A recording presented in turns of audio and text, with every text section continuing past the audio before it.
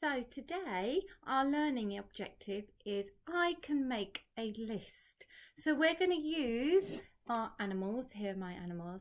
We're going to use our animals and we are going to write our list because that's making our list. So in order to be successful to do this, there's some things that we need to remember. So the first thing is that we're going to use our Fred talk. So Fred talking the sounds that we need for each of our words that are going to go in our list. Then we're going to be thinking about our handwriting, making sure that it's really neat, thinking about the way that we can form our letters.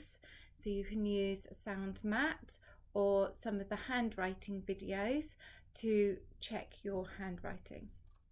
Then we're going to be thinking as well about the layout. So who can remember, how does a list layout look? That's right, it goes from top to bottom. They go one under the other and it goes neatly down. And then the last thing we need to do is check it. Check our Fred talk, check our handwriting, check our layout and check that we can read it. So here's my symbols to remind us.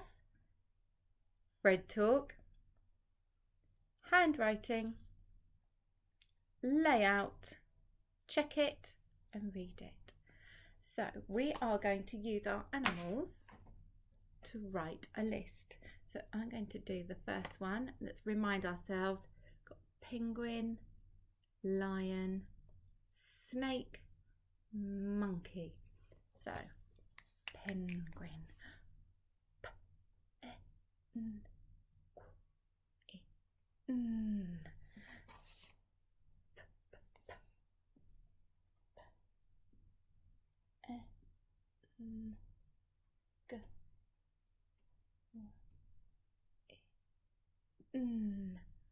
Penguin.